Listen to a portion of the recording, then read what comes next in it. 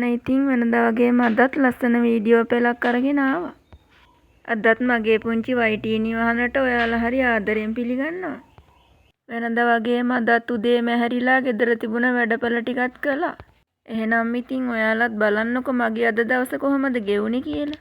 ගෙදර ගෘහණිය විදියට, බිරිඳ විදියට අපි තමයි ගෙදර හැමදේම සැලසුම් කරන්න ඕනි. මට කියන්න බැරි වුණානේ. මේ නම් අපි දෙන්නගේ ගෙදර නෙවෙයි. මේ මගේ මහ ගෙදර. ඔය ඉතින් හැරිලා යන්න නේද හැදුවේ? හැරිලා යන්න නැතුව ඕම් පොඩ්ඩක් නැවතිලා බලන්නකෝ අද දවසේ මොකද වුනේ කියලා. වීඩියෝ පෙළ බලන ගමන්ම මේ පුංචි බන කොටසත් නිදාසේ අහන්නකෝ. ලොකුම ඉවසීම තමයි Tamanට බනින්න පුළුවන්කම තියෙද්දිම බනින්න නැති එක. Tamanට ගහන්න පුළුවන්කම තියෙද්දිත් ගහන්න නැති එක. තමයි ලෝකයේ උතුම්ම ඉවසීම. සමහර අය කියනවා ඔයාට මොනවද කරන්න බැරි අය ඔයා නිහඬව ඉන්නේ. ලෝකයේ මිනිස්සු ගුණධර්මත් එක්ක නෙවෙයිනේ ඉන්නේ. එතකොට එයාලා හිතන්නේ අපි බයේ ඉන්නවා කියලා. අනේ මිනිස්සු මොනවා හිතුවත් මොකද?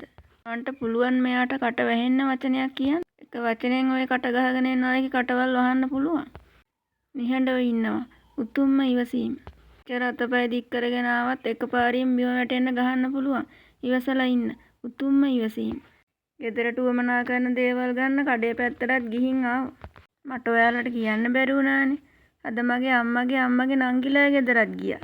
රයිස් කුකර් එකේ බටර් කේක් එකකුත් මට පුළුවන් විදියට හැදුවා.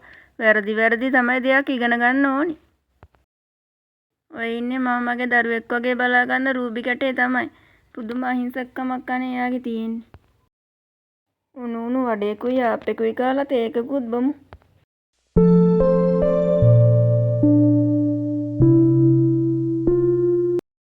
හිතට පොඩි සැහැල්ලුවක් එන්නත් එක්ක චන්ද්‍රිකා සිරිවර්ධන මහත්මිය ගායනා කරන මිදුලේ මල් සූරිය ගහ මුදුනේ ගීතයත් ගායනා කළා. ඒක නම් මම ඇඩ් කළේ නැහැ මේකට. කොපිරයිට් වදී කියලා බය නිසා. එහෙනම් මම අදට ගිහින් එන්නම්. මම නැවත එනකන් ඔයාලා පරිස්සමින් සතුටින් ඉන්න. ඔයාලා හැමෝටම බුදු සරණයි. මගේ වීඩියෝ බලාගෙන හිටියටයි මාව අහගෙන හිටියටයි ඔයාලා හැමෝටම බොහොම ස්තුතියි. මම ඔයාලා හැමෝටම ගොඩක් ආදරෙයි. මම ඔයාලගේ ආදරණීය මිරර් ඔෆ් නවෝ.